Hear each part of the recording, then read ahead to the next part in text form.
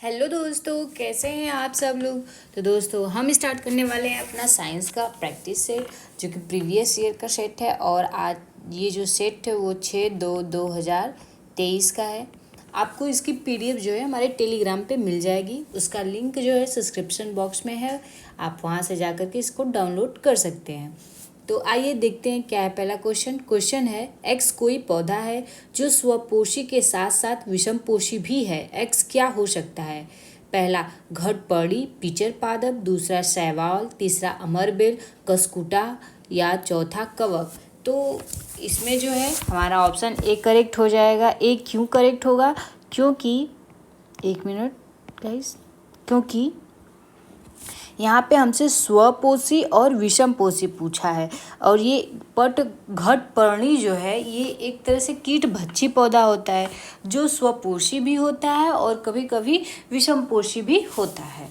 शैवाल क्या है? शैवाल यानी काई जिसे हम कहते हैं, ये भी प्रकाश संश्लेषण करता है, जल के अंदर रहता है। जल जहाँ अधिक मात्रा में होता है वहाँ पे ये चीज़ दिखाई देता है।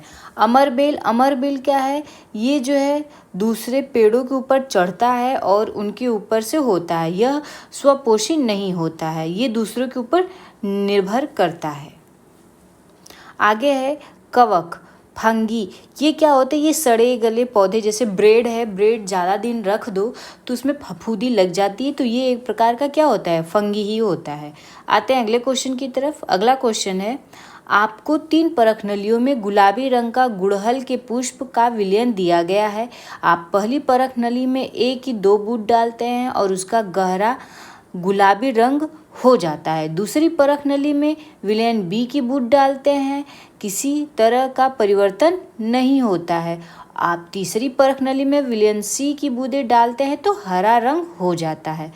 तब अब हमें बताना है कि ए, बी और सी क्या है? क्षारी, उदासीन, अम्लीय है, उदासीन, अम्लीय, क्षारी है या अम्लीय, उदासीन, क्षारी है। तो इसमें हमारा ऑप्शन सी करेक्ट हो जाएगा, क्योंकि गुड़हल के ऊपर जब अम्ल डाला जाता है तो वो उसके रंग को और गाढ़ा कर देता है।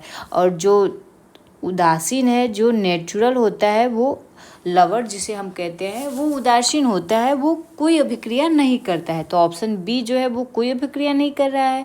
और सी वाला जो बूंद है वो उसे और भी हरा बना देता है। तो हमारा ऑप्शन सी करेक्ट हो जाएगा। अगला क्वेश्चन है, शोध संयंत्र में निहित निम्न किसी अपशिष्ट जल शोध संयंत्र में निहित निम्नलिखित प्रक्रमों को सही क्रम में व्यवस्थित कीजिए। अब ये प्रक्रम दिए हुए हैं, इन्हें हमें सही क्रम में व्यवस्थित करना है। आइए देखते हैं क्या है प्रक्रम। अपवंक को हटाया और कलछी से तैरती ग्रीस को निकाल दी। बड़ी वस्तुओं जैसे प्लास्टिक बैग को अपशिष्ट जल को स्तंभ स्क्रीन से गुजार कर निकाल दिया जाता है। मध्य में ढलान के लिए एक बड़े टैंक में जल को रखा गया। आवक अपशिष्ट जल की गति कम करके रेत, बजरी और कंकड़ को नीचे बैठने दिया जाता है। अपशिष्ट जल एक बजरी और रेत निष्कासन टैंक में प्रवेश करता है। तो अब हम इसे कैसे संयोजित करेंगे? तो सबसे पहले जो है, जैसे बड़ी कोई भी अगर हम किसी भी चीज़ को साफ़ करते हैं तो सबसे पहले जो बड़ी वस्तुएं होती है तो उन्हें हटाते हैं। तो यहाँ पे है बड़ी वस्तुएं जैसे प्लास्टिक बैग, अपशिष्ट जल को स्तंभ स्क्रीन से गुजार कर निकाल देते हैं। तो ये हमारा नंबर 1 हो जाएगा। उसके बाद फिर हमको क्या करना रहता है? जब वो चीज़ें हटा देते हैं तो फिर छोटी चीज़ें जो होती है उन्हें साफ़ करते हैं। तो अपशिष्ट जल एक बजरी और रेत निष्कासन टैंक में प्रवेश करते हैं। मतलब कि जैसे जो पदार्थ है जिसे हमें शुद्ध करना है उसमें कंकड़ पत्थर है तो उसे हम और आगे बढ़ाएंगे। अब जो तली में है ताकि वो तली के नीचे बैठ जाए, तो हमारा ई जो है ऑप्शन 2 पे हो जाएगा। उसके बाद फिर आगे क्या करेंगे? आवक अपशिष्ट जल की गति कम करके रेत, बजरी टैंक को नीचे बैठने देंगे। पहले तो इसे एक दूसरे टैंक में डालेंगे, फिर उसके बाद जब उसे हम धीमा करेंगे तो जैसे गिलास में पानी भर दो तो मिट्टी उसके पेंदे में बैठ जाती है, तो उसी तरह से रेत जो होगी उसके पेंदी में बैठ जाएगी। तो हमें कुछ देर के लिए वहाँ उसको रोकना होगा। तो डी हमारा तीसरे पे आ जाएगा। और उसके मध्य में ढलान के लिए एक बड़े टैंक में जल को रखा है। अब ये हमारा जो है चौथा हो जाएगा, तो ए जो है पाँचवें में आ जाएगा। अपवंश को हटा करके ग्रीस को आसानी से निकाल लेंगे, तो इसमें हमारा ऑप्शन सी करेक्ट हो जाएगा। आगे अगला क्वेश्चन है, एक स्विच वाले एक परिपथ सर्किट के खुले सिरों के तारों को एक के बाद एक निम्नलिखित तारों से जोड़ा जाता है। 5 सेंटीमीटर लंबा और 3 मिलीमीटर चौड़ा मोटाई वाला तार है। 5 सेंटीमीटर लंबा और 7 मिलीमीटर चौड़ाई वाला तार निम्नलिखित में से कौन सा सही है? ए में अधिक ऊष्मा पैदा होगी, बी में अधिक ऊष्मा पैदा होगी, ए और बी दोनों में बराबर ऊष्मा पैदा होगी, या फिर ए और बी दोनों में ही ऊष्मा पैदा नहीं होगी। तो इसमें हमारा ऑप्शन बी करेक्ट हो जाएगा कि बी में जो है ऊष्मा ज़्यादा पैदा होगी। बी में ऊष्मा ज़्यादा पैदा होने का क्या कारण है? क्योंकि तार की जो मोटाई है वो बढ़ गई है, तो इससे ज़्यादा जो है ऊष्मा पैदा होगी। अगला क्वेश्चन है, R1 बिना बुझा चुना क्विक लाइम जल के साथ प्रतिक्रिया करके बुझा चुना स्लेक्ड लाइम उत्पन्न करता है। R2 बुझा हुआ चूना कार्बन डाइऑक्साइड के साथ प्रतिक्रिया करके चूना पत्थर उत्पन्न करता है। R1 व R2 के संबंध में निम्नलिखित में कौन सा सही है? अभी यहाँ पे दिया है R1 जो है वो संयोजन प्रक्रिया है, R2 भी जो है संयोजन प्रक्रिया है, या फिर R1 जो है वो विस्थापन प्रक्रिया है, R2 संयोजन प्रक्रिया है, R1 वियोजन प्रक्रिया है, R2 संयोजन प्रक्रिया है, या फिर R1 संयोजन प्रक्रिया है और R2 विस्थापन प्रक्रिया है। तो R1 जो है वो संयोजन प्रक्रिया है, R2 जो है वो भी संयोजन ही प्रक्रिया है, कॉम्बिनेशन रिएक्शन है। तो हमारा ऑप्शन ए करेक्ट हो जाएगा। यहाँ पे आप देख सकते हैं उस रिएक्शन को काफ़ी अच्छे से डिटेल में बताया गया है। अगला क्वेश्चन है, नीचे दिए गए कथन को पढ़िए और सही विकल्प चुनिए। अभिकथन ए, पिचर प्लांट कीटों को फंसा लेता है, तो ये तो सही है। पिचर प्लांट कीटभक्षी पौधा होता है तो कीटों को खाता ही है, कारण पिचर प्लांट में अपना भोजन तैयार करने के लिए क्लोरोफिल नहीं होता है। तो ये ऑप्शन गलत हो जाएगा हमारा, क्योंकि पिचर प्लांट जो है कीड़ों को अपने भोजन के लिए नहीं फंसाता है, बल्कि वो कीड़ों को अपने अंदर नाइट्रोजन की मात्रा को मेंटेन करने के लिए फंसाता है। तो इसमें ए सही है, लेकिन आर गलत, ऑप्शन सी हमारा करेक्ट हो जाएगा। अगला क्वेश्चन है, नीचे दिए गए कथन कौन सा समुच्चय ऐसे द्रवों का समाविष्ट करता है जो विद्युत के अच्छे चालक हैं?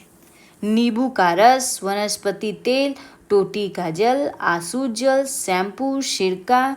नींबू का रस, सिरका, टोटी का जल, शैम्पू, वनस्पति तेल, नींबू का रस। तो हमारा ऑप्शन सी करेक्ट हो जाएगा कि नींबू का रस, सिरका और टोटी का जल जो है वो विद्युत चालक हैं, क्योंकि इनमें अम्ल, क्षार और लवण जो होते हैं घुले रहते हैं। नींबू के रस में भी ये सारी चीज़ें रहती हैं, ये एक मिनट, नींबू के रस में भी रहती हैं, और जो हमारा सिरका है उसके अंदर तो पहले से ही रहती हैं, और टोटी वाले जल में तो ऑलरेडी सब कुछ मिला हुआ रहता है। जबकि आसू जल में क्या होता है? आसू जल में साफ होता है, जिसमें कोई भी लवण या विलयन या अम्ल नहीं होते हैं। अगला क्वेश्चन है, एक कंटेनर ए में 10 लीटर पानी है, जबकि कंटेनर बी में 10 लीटर सरसों का तेल है। दोनों कंटेनरों में पानी शुरू में 40 डिग्री सेल्सियस है। दोनों कंटेनर हैं, एक में 10 लीटर पानी है और बी में जो है 10 लीटर तेल है। अभी क्या है, दोनों का ताप जो था वो 40 डिग्री सेल्सियस रहा। दोनों कंटेनरों को अब 70 डिग्री तक गर्म किया जाता है। निम्नलिखित में से कौन सा कथन सत्य है? ए में अधिक गर्मी स्थानांतरित होगी, बी में अधिक गर्मी स्थानांतरित होगी, ए और बी दोनों में समान गर्मी स्थानांतरित होगी, ए और बी दोनों में कोई गर्मी स्थानांतरित नहीं होगी। इसमें हमारा ऑप्शन ए करेक्ट हो जाएगा। ए क्यों करेक्ट होगा? क्योंकि ए का जो टेम्परेचर था वो पहले ही 40 डिग्री पे था, और उसके बाद जो है धीरे धीरे पानी का टेम्परेचर जब बढ़ने लगता है तो पानी जो है वाष्प के रूप में उड़ने लगता है, जो कि गर्म रहता है, तो जिस कारण इसका जो है टेम्परेचर ऊष्मा बढ़ता जाता है। तो हमारा ऑप्शन ये करेक्ट हो जाएगा। अगला क्वेश्चन है, सिखान ने एक पत्ती की निचली सतह को सूक्ष्मदर्शी से देखा और बहुत सारे छोटे छोटे छिद्र का अवलोकन किया। ये छोटे छोटे छिद्र क्या हैं? शिरा है, रंध्र है, मिड रीब है या लवक हैं? तो ये छोटे छिद्र जो होते हैं रंध्र होते हैं। आगे आते हैं अगले क्वेश्चन की तरफ। अगला क्वेश्चन है, ए, बी और सी रिक्त स्थानों को भरिए। लवण है और लवण प्राप्त किया गया, अम्ल और क्षार दिए हुए हैं। जैसे मैग्नीशियम नाइट्रेट है, तो इसमें कौन सा क्षार और क्या अम्ल मिला करके मैग्नीशियम नाइट्रेट बना है। पोटेशियम सल्फेट है, तो इसमें कौन सा क्षार मिला है और अम्ल H2SO4 है। कैल्शियम नाइट्रेट है, CaOH का होल ट्वाइस है, जिसमें कौन सा अम्ल मिला हुआ है। तो इस रिएक्शन को पूरा करने के लिए यहाँ पे आप देख सकते हैं हमारा ऑप्शन दिया हुआ है, तो इसमें हमारा ऑप्शन डी करेक्ट हो जाएगा। ए की जगह जो है मैग्नीशियम हाइड्रोक्साइड होगा, MgOH का होल ट्वाइस, और बी के जगह KOH रहेगा, सी के जगह NHO3 है। अगला क्वेश्चन है, एक विद्यार्थी एक दीवार पर दूरस्थ इमारत की छवि को उत्पन्न कर एक उत्तल लेंस की लगभग फोकस दूरी का पता लगाने का प्रयास कर रही है। उसे दीवार पर धुंधली छवि दिखाई दे रही है। स्पष्ट छवि प्राप्त करने के लिए उसे क्या करना चाहिए? लेंस को दीवार से दूर हटाना चाहिए, लेंस को दीवार की ओर खिसकाना चाहिए, लेंस को इसकी स्थिति के आधार पर या तो दीवार से दूर या दीवार की ओर खिसकाना चाहिए। उत्तल लेंस के द्वारा दीवार पर कोई छवि प्राप्त नहीं की जा सकती। तो इसमें हमारा ऑप्शन सी करेक्ट हो जाएगा कि लेंस को इसकी स्थिति के आधार पर या तो दीवार से दूर या दीवार की ओर खिसकाना चाहिए। जब आपको धुंधली तस्वीर जो है दीवार पे दिख रही है, तो आप उसी के अनुसार जो है अपने लेंस को सेट करेंगे। तो लेंस को आगे पीछे ही करके सेट करेंगे, तो ऑप्शन सी ही करेक्ट होगा। अगला क्वेश्चन है, नीचे दिया गया कौन सा समुच्चय भौतिक परिवर्तनों को समाविष्ट करता है? कागज के टुकड़े टुकड़े करना, केक पकाना, पटाखे फोड़ना। पानी, यहाँ पे पटाखे फोड़ना ये एक रासायनिक परिवर्तन हो जाएगा, केक भी रासायनिक परिवर्तन में आएगा। भौतिक परिवर्तन क्या होता है? वह परिवर्तन जिसमें नया प्रोडक्ट बनता है लेकिन उनके गुणों में परिवर्तन नहीं होता है। पानी का उबालना, भोजन का पकना, लोहे का जंग लगना, ये भी एक रासायनिक परिवर्तन है। कागज का जलना, दूध की दही जमना, कांच कांच टूटना तो एक तरह से भौतिक मान सकते हैं, लेकिन दूध की दही जमना ये एक भौतिक परिवर्तन नहीं है, ये रासायनिक परिवर्तन है। आगे ऑप्शन डी है, कांच टूटना, गेहूं पीसना और पानी उबालना।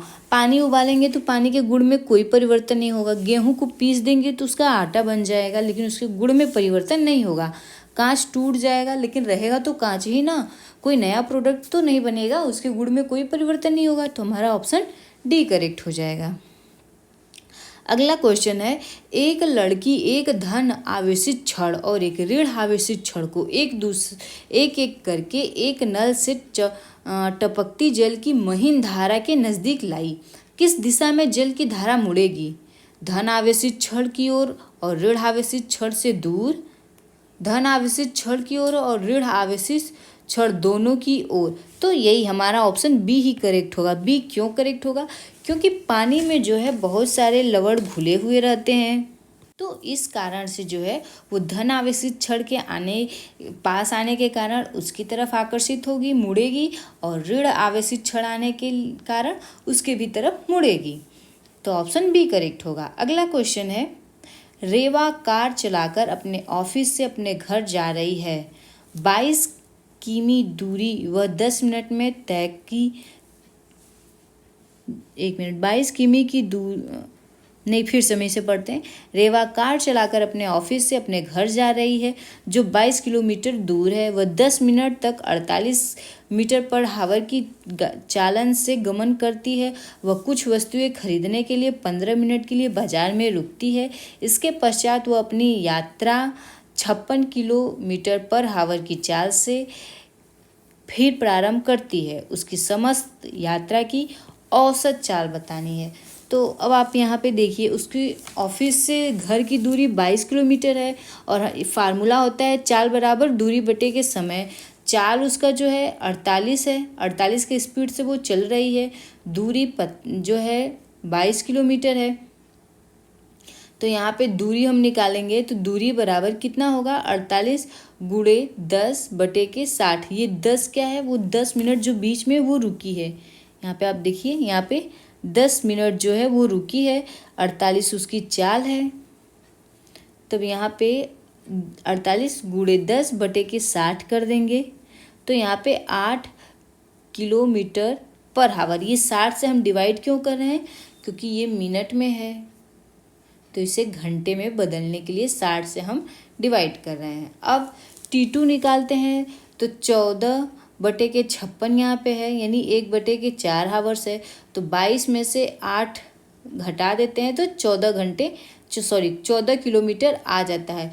वो जो है 8 किलोमीटर की दूरी तो तय कर चुकी है। 22 की पूरी दूरी 22 थी, 8 उसने तय कर ली, बाकी दूरी 14 बची है। अब उसका औसत चाल बराबर 22 बटे के 10 बटे के 60 प्लस 15 बटे के 7 प्लस 1 बटे के 4। अभी यहाँ पे चाल बराबर होता है दूरी बटे समय। तो दूरी तो 22 है, समय जो है 10 मिनट वो रुकी थी, तो 10 बटे के 60 हमने किया है। तो ये क्या किस में आ गया, ये घंटे में आ गया। उसी तरह 15 मिनट भी वो रुकी रही तो 15 बटे के 60 कर दिए तो ये भी घंटे में आ गया। और यहाँ पे 1 बटे के 4, तो ये भी जो है हमारा यहाँ पे 1 घंटे में आ गया है। 1 बटे के 4 हावर निकला है ना, तो ये घंटे में आ गया। अब इसको सॉल्व करेंगे तो यहाँ पे आ गया है हमारा 33 किलोमीटर पर हावर। तो ये हमारा आंसर हो जाएगा। आगे है, चाक और पानी के मिश्रण को पृथक करने की प्रक्रिया में निम्नलिखित में से कौन सहायक नहीं होगा। निस्यंदन, निस्तारण, अवसादन या ऊर्ध्वपातन। तो ऊर्ध्वपातन जो होता है ये क्या करता है, इसमें जो होता है कोई भी तत्व गैस अवस्था ठोस अवस्था से सीधे गैस अवस्था में बदलता है, द्रव अवस्था में बदलता ही नहीं है। जैसे कपूर हो गया, आयोडीन हो गया, तो ये तो हमारा ऑप्शन इसी तरह गलत हो जाएगा। तो इसमें जो है हमारा यही आंसर करेक्ट होगा, क्योंकि हमसे पूछा है कौन सहायक नहीं है। चाक और पानी के मिश्रण को निस्यंदन यानी फिल्टर करेंगे, तो जब हम पानी को जो है फिल्टर पेपर से फिल्टर करते हैं तो चाक ऊपर ही रह जाएगा, पानी नीचे चला गया, तो ये भी सहायक तो होता ही है। निस्तारण क्या होता है, इसमें जो है पानी को भर करके कुछ देर के लिए रख देते हैं तो उससे भी हो जाएगा। और अवसादन विधि में भी वही होता है, चाक और पानी को आराम से हम अलग कर सकते हैं, लेकिन ऊर्ध्वपातन विधि में नहीं कर पाएंगे, जिसे इंग्लिश में सब्लिमेशन कहते हैं। अगला क्वेश्चन है चरण कॉपर सल्फेट पाउडर और गर्म जल की अल्प मात्रा में सल्फ्यूरिक अम्ल की कुछ बूंदें डाली गईं। उपरोक्त को ठंडा करने पर नीले रंग के क्रिस्टल पृथक हो गए। चरण ए एक भौतिक परिवर्तन है और चरण बी भौतिक परिवर्तन है। चरण ए भौतिक परिवर्तन है, चरण बी एक रासायनिक परिवर्तन है। चरण ए रासायनिक परिवर्तन है और चरण बी एक भौतिक परिवर्तन है। तो इसमें ऑप्शन बी ही हमारा करेक्ट हो जाएगा, क्योंकि कॉपर सल्फेट और गर्म जल की अम्ल मात्रा में सल्फ्यूरिक अम्ल और कॉपर सल्फेट जब मिलाते हैं तो ये एक रासायनिक परिवर्तन होता है। उन लोगों के बीच कुछ मतलब रिएक्शन होता है, उसके बाद जो है नीला क्रिस्टल निकलता है ठंडा होने के बाद, जो कि एक भौतिक परिवर्तन है। आगे आते हैं अगले क्वेश्चन की तरफ। किसी वस्तु की छाया बनने की परिघटना के बारे में नीचे कुछ कथन दिए गए हैं, सही कथनों को पहचानिए। छाया का साइज प्रकाश स्रोत और वस्तु के बीच की दूरी पर निर्भर करता है। छाया की स्थिति आपतित प्रकाश की दिशा पर निर्भर होती है। तो नहीं, ये तो हमारा ऑप्शन इसी तरह गलत हो जाएगा। छाया का रंग वस्तु के रंग पर निर्भर करता है, ये भी ऑप्शन गलत है। छाया बनाने की व्याख्या प्रतिबिंब बनाने की अवधारणा से की जाती है, मतलब छाया जो बनती है उसकी व्याख्या प्रतिबिंब बनाने से की जाती है। तो नहीं, ये तो गलत हो जाएगा, यानी हमारा ऑप्शन ए करेक्ट होगा। और ऑप्शन बी भी जो है छाया की स्थिति आपतित प्रकाश की दिशा पर निर्भर करती है। आपतित प्रकाश की दिशा यानी अगर कोई वस्तु यहाँ पे रखी हुई है और इस तरह से लाइट इस पे पड़ रही है तो इसकी प्रकाश जो इमेज बनेगी वो इसी साइड पड़ेगी। तो हमारा ये भी ऑप्शन जो है करेक्ट ही रहेगा। ये यानी ए और बी दोनों करेक्ट हो जाएगा, तो ऑप्शन ए करेक्ट होगा। अगला क्वेश्चन है, नीचे दिए गए कथनों को पढ़ें और सही विकल्प का चयन करें। S1 सितार के तारों को कसने से इसमें उत्पन्न ध्वनि का तारत्व कम हो जाता है। S2 ध्वनि का तारत्व डोरी में तनाव पर निर्भर करता है। S1 और S2 दोनों सत्य हैं। S2 S1 का सही स्पष्टीकरण है। S1 S2 दोनों सत्य हैं, लेकिन S2 S1 का सही स्पष्टीकरण नहीं है। S1 गलत है और S2 सही है। S1 और S2 दोनों गलत हैं, तो S1 गलत है लेकिन S2 सही है। ध्वनि का तारत्व डोरी में तनाव पर निर्भर करता है। आगे आते हैं अगले क्वेश्चन की तरफ। निम्नलिखित में सही कथन की पहचान कीजिए। दुमट मृदा की तुलना में चिकनी मृदा में पानी के रिसने की स्तर उच्चतर दर होती है। बलुआ मृदा की तुलना में दुमट मृदा में पानी के रिसने की दर उच्चतर होती है। चिकनी मृदा में पानी के रिसने की दर बलुआ मृदा में पानी रिसने की दर के बराबर होती है।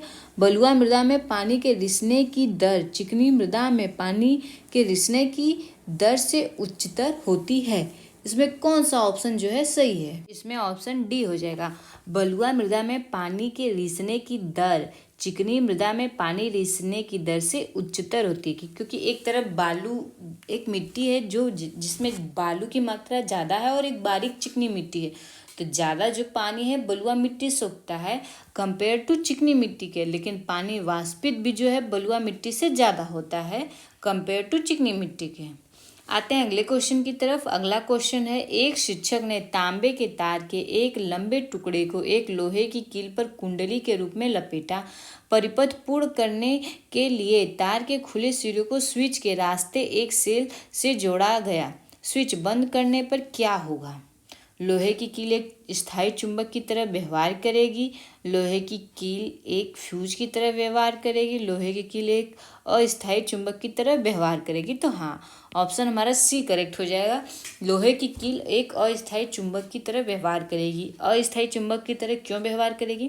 क्योंकि तार लपेटने के कारण जब उसमें लोहे की कील में करंट फ्लो होने लगता है तो तार के कारण तार की जो कुंडली है उसके कारण उसमें मैग्नेटिक फ्लक्स जनरेट होने लगता है, जिससे वो एक चुंबक की तरह व्यवहार करने लगती है। लेकिन जैसे ही करंट फ्लो होना बंद हो जाता है तो ये एक नॉर्मल तार हो जाता है। तो हमारा ऑप्शन सी करेक्ट हो जाएगा। अगला क्वेश्चन है, छात्रों में आलोचनात्मक सोच के विकास के लिए शिक्षक द्वारा निम्नलिखित में से किस क्रिया पर जोर दिया जाना चाहिए? आलोचनात्मक सोच के विकास के लिए देखते हैं हमारा ऑप्शन क्या है। इसके और सुधार के लिए किए गए कार्यों की समीक्षा करने की इच्छा, उन पहलुओं की पहचान करना जो अपनाए गए तरीकों के लिए और उसके खिलाफ हैं, वैज्ञानिकों के बारे में जानकारी इकट्ठा करना, दूसरों के दृष्टिकोण का सम्मान करना। तो इसमें जो है विकास अगर हमें करना है तो सोच के लिए कार्यों की समीक्षा करनी चाहिए, की इच्छा रखनी चाहिए। ऑप्शन ए और ऑप्शन बी हो जाएगा करेक्ट। तो हमारा ऑप्शन सी करेक्ट है। आगे बढ़ते हैं अगले क्वेश्चन की तरफ। अगला क्वेश्चन है, निम्नलिखित में से कौन सा कथन विज्ञान और उसके प्रक्रमों की सही व्याख्या नहीं करता है? मतलब जो सही व्याख्या नहीं करता है। विज्ञान अधिगम का एक अंतःविषयक परिपक्व विषयक परक क्षेत्र है, तो सही बात है। वैज्ञानिक उस सिद्धांत को अधिक श्रेय देते हैं जो कुछ मान्यताओं के आधार पर अवलोकनों की एक बड़ी संख्या की व्याख्या करता है, ये भी सही है। नए प्रमाणों की रोशनी में विद्यमान वैज्ञानिक सिद्धांतों और नियमों की छोड़ा जा सकता है नियमों को, तो ये भी ठीक है। एक अच्छे वैज्ञानिक सिद्धांत को झूठा साबित करने की संभाव्यता नहीं होनी चाहिए, तो यही जो है हमारा ऑप्शन गलत हो जाएगा। अगर एक सिद्धांत आने के बाद आप उस सिद्धांत को गलत नहीं साबित करते तो इस तरह से कितने सारे जो वैज्ञानिक हैं वो अपना सिद्धांत देने के बाद उसमें और वैज्ञानिक अपना परिवर्तन करते हैं, उसे एक नए सिरे से शुरू करते हैं, ये चीज़ नहीं आती। जैसे अगर हम आवर्त सारणी की बात करें तो आवर्त सारणी में आप देख सकते हैं कि आज की जो आवर्त सारणी है वो मॉडल स्टैंडर्ड आवर्त सारणी है, उसमें कितने परिवर्तन हो चुके हैं। लेकिन मेंडलीफ ने जो आवर्त सारणी दी थी, अगर उसी को हम लेते तो वो नहीं चल पाती। आगे बढ़ते हैं। जैसे फर्स्ट आवर्त सारणी दिमित्री मेंडलीव ने ही दिया था, जिसे मेंडलीव की आवर्त सारणी कहते हैं। लेकिन उसमें धीरे धीरे परिवर्तन हुए और आज जाकर के आधुनिक रसायन सारणी बनी। तो ऑप्शन डी जो है करेक्ट होगा हमारा यही। आगे बढ़ते हैं अगले क्वेश्चन की तरफ। निम्नलिखित कथन में से कौन सा विज्ञान की प्रगति का सबसे अच्छा वर्णन करता है? विज्ञान की सराहना के बारे में, विज्ञान की प्रकृति की व्यक्तिगत खोज, विज्ञान मूल्य और मुक्त और निष्पक्ष है, विज्ञान के सामाजिक प्रयास हैं। तो विज्ञान के सामाजिक प्रयास हैं, ऑप्शन डी हमारा जो है करेक्ट हो जाएगा। आगे है, विज्ञान की पाठ्यचर्या के ऐतिहासिक रूप से वैध होने की क्या आवश्यकता है? यह समझने में मदद करता है कि कैसे सामाजिक कारक विज्ञान के विकास को प्रभावित करते हैं। यह शिक्षार्थी को विज्ञान को अचूक के रूप में देखने में मदद करता है और विज्ञान की अवधारणाएं समय के साथ कैसे विकसित होती हैं, यह सराहना करने में शिक्षार्थी की मदद करता है। यह विज्ञान में पश्चिमी देशों की उपलब्धि को दिखाने में मदद करता है। तो ऐसा कुछ नहीं है कि पश्चिमी देशों ही ने सिर्फ विज्ञान में खोज की है, तो ये तो ऑप्शन डी हमारा गलत ऐसे ही हो जाएगा। आगे है, यह समझने में मदद करता है कि कैसे सामाजिक कारक विज्ञान के विकास में प्रभावित कार्य करते हैं, ये ऑप्शन सही है। यह शिक्षार्थी को विज्ञान को अचूक के रूप में देखने में भी मदद करता है, ऑप्शन बी भी हमारा करेक्ट हो जाएगा। और विज्ञान की अवधारणाओं इस समय के साथ कैसे विकसित होती है सराहना करने में, यहाँ पे सराहना करना जो है ये नकारात्मक शब्द है, तो ये ऑप्शन इसी तरह गलत हो जाएगा, यानी हमारा ऑप्शन ए जो है करेक्ट हो जाएगा। आते हैं अगले क्वेश्चन की तरफ। अगला क्वेश्चन है, नीचे दिए गए कथन को पढ़िए और सही विकल्प का चयन कीजिए। S1 विज्ञान में प्रतिमान परिवर्तन पैराडाइम शिफ्ट होता है। जब कई असंगत अवलोकन एकत्रित हो जाते हैं तब वर्तमान सिद्धांत संकट में होता है। बातें जो है सत्य हैं। तो अब देखते हैं हमारा ऑप्शन क्या है, S1 S2 यहाँ, तो हमारा ऑप्शन ए करेक्ट हो जाएगा। आते हैं अगले क्वेश्चन की तरफ। NCERT की पाठ्यपुस्तक में निम्नलिखित उद्धरण दिए गए हैं। प्राचीन काल में लोग इन चिंगारियों का कारण नहीं समझते थे, अतः वे तड़ित से डरते थे और सोचते थे कि उन पर भगवान के क्रोध के कारण यह हुआ है। वास्तव में हम यह जानते हैं कि बादल में आवेश के एकत्रित होने से तड़ित पैदा होती है। सन 1752 में बेंजामिन फ्रैंकलिन ने यह दर्शाया कि तड़ित तथा आपके वस्त्रों में उत्पन्न चिंगारी वास्तव में एक ही परिघटना है। उपरोक्त उद्धरण में विज्ञान के किन पहलुओं पर प्रकाश डाला गया? सार्वत्रिक वैज्ञानिक प्रक्रम विद्यमान है, विज्ञान प्रकृति में अंतर्लीन है, विज्ञान आनुभविक प्रमाण पर आधारित है, वैज्ञानिक ज्ञान के विकास में नियम और सिद्धांत एक केंद्रीय भूमिका निभाते हैं। तो इसमें हमारा ऑप्शन सी करेक्ट हो जाएगा। विज्ञान आनुभविक प्रमाण पर आधारित है। जैसे कपड़े आप कभी वस्त्रों को अपने रगड़िए तो उसमें से भी चिंगारी निकलती, तो ये एक अनुभव होता है कि जो चिंगारी हमारे कपड़ों से निकलती है वही जो है बादलों में रहती है, उससे डरना नहीं चाहिए, ये दैनिक जीवन का एक अनुभव ही है। तो ऑप्शन सी करेक्ट हो जाएगा। आते हैं अगले क्वेश्चन की तरफ। अगला क्वेश्चन है, वैज्ञानिक सोच विकसित करने के लिए निम्नलिखित में से कौन सी गतिविधियां आपके छात्रों के मध्य सहायक होंगी? जांच के माध्यम से तत्काल पर्यावरण की खोज, शिक्षार्थियों को विज्ञान की अवधारणाओं और सिद्धांतों को याद करने के लिए कहना। ये याद करना जो है नकारात्मक शब्द है, तो ये तो ऑप्शन इसी तरह गलत हो जाएगा। छात्रों को प्रश्न पूछने के लिए प्रोत्साहित करना, ये तो ठीक है। प्रयोग और खुले विचार के माध्यम से सत्य के मूल्यों को बढ़ावा देना, तो इसमें जो है हमारा ऑप्शन सी तो करेक्ट है ही और ए भी करेक्ट हो जाएगा, ए और सी करेक्ट हो जाएगा, तो ऑप्शन हमारा सी करेक्ट हो जाएगा।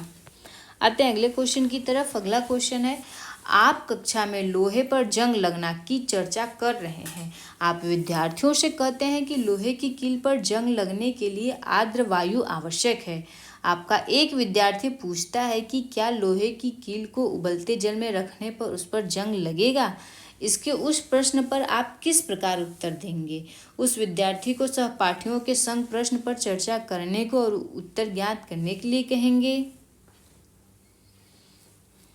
विद्यार्थी को पाठ्यपुस्तक को पढ़ने और अगली कक्षा में पढ़ने के लिए उत्तर देने के लिए कहेंगे। तो अगर बच्चे के मन में अभी जानने की इच्छा है तो उसे उसकी जिज्ञासा को उत्तर देकर के शांत करना चाहिए, उसे आगे की कक्षा में नहीं भेजना चाहिए। तो ये तो ऑप्शन बी गलत हो जाएगा। आगे है, विभिन्न परिस्थितियों में कील को रख कर खोज की अभिकल्पना करने और परिणामों को कक्षा में साथ साझा करने में विद्यार्थी की सहायता करेंगे। विद्यार्थी को प्रश्न का सही उत्तर देकर उसकी जिज्ञासा का निराकरण करेंगे। तो ज़्यादा सूटेबल ऑप्शन जो है सी करेक्ट होगा, क्योंकि अगर आप उसको मौखिक में उदाहरण सिर्फ दे देंगे, उसको बता देंगे, तो उसको पूरी तरह से हो सकता है बातें ना समझ में आए। लेकिन आप उस चीज़ को प्रैक्टिकल प्रयोग करके दिखाएंगे तो बच्चे को अच्छे से समझ में आ जाएगा। तो ऑप्शन सी ही करेक्ट होगा। अगला क्वेश्चन है, एक शिक्षक घोल परीक्षण द्वारा नमक एवं चीनी की पहचान करने के लिए जांच उपागम का प्रयोग करना चाहता है। निम्नलिखित कार्यों को करने का सही क्रम क्या होगा। विद्यार्थियों को निम्नांकित अज्ञात नमूने ABCD दिए गए जो कि चीनी, नमक, फिटकरी और रेत हैं। विद्यार्थियों को सजीव चित्रण द्वारा यह देखने में सहायता की कि कई पदार्थ विभिन्न परमाणुओं से बने हैं और इसीलिए वे भिन्न प्रकार से घुलते हैं। पदार्थों A, B, C और D की घुलनशीलता का परीक्षण विभिन्न द्रवों में करते हैं। तब हमें बताना है कि इसमें से कौन सा हमारा सही होगा। तो पहले तो बच्चों को जो है नमूने दे दिए जाएंगे। नमूने देने के बाद वो उस पर प्रयोग करेंगे, घोलेंगे, फिर उसके बाद अपना निष्कर्ष निकालेंगे। ये तीसरा नंबर होगा। तो ACB यानी हमारा ऑप्शन सी करेक्ट हो जाएगा। आगे है अगला क्वेश्चन, निम्नलिखित में कौन एक लोकतांत्रिक विज्ञान कक्षा का चित्रण नहीं है। शिक्षक विद्यार्थियों को अपने भाव प्रकट करने के लिए एक सुरक्षित स्थान देता है। शिक्षक अनुशासन को बनाए रखने के लिए नैतिक अधिकारों की भूमिका निभाता है। शिक्षक विद्यार्थियों में सांस्कृतिक विविधता की समझ उत्पन्न करता है। शिक्षक विद्यार्थियों को निर्णय लेने के प्रक्रमों पर चर्चा करने और उसके निर्णयों पर क्या आधार क्या है इस पर प्रश्न पूछने के अवसर प्रदान करता है। तो इसमें जो नहीं करना चाहिए कि शिक्षक अनुशासन बनाए रखने के लिए नैतिक अधिकारों की भूमिका निभाता है। ये अनुशासन जो है हमारा नकारात्मक शब्द है, तो ये ऑप्शन करेक्ट हो जाएगा। और हमसे पूछा है कि कौन सा नहीं है, तो यही ऑप्शन बी नहीं होगा। आगे बस आज के वीडियो में इतना ही दोस्तों। हम आपसे मिलेंगे अपने अगले सेट में, जिसमें हम अगला सेट कल सॉल्व करेंगे। आप हमारे वीडियो को लाइक करिए, हमारे चैनल को सब्सक्राइब करिए, शेयर करिए और कमेंट भी करिए। दोस्तों आप लोग जो है सब्सक्राइब नहीं करते हैं तो प्लीज़ सब्सक्राइब भी करिए। इससे हमें वीडियो बनाने के लिए और ज़्यादा मोटिवेशन मिलता है। हम और ज़्यादा जो है उसके प्रति उत्साहित होते हैं। हमें काफ़ी अच्छा लगता है जब आप हमारे वीडियो चैनल को सब्सक्राइब करते हैं और वीडियो को लाइक करते हैं और कमेंट भी करते हैं। तो प्लीज़ आप लोग कमेंट भी किया करिए और सब्सक्राइब भी किया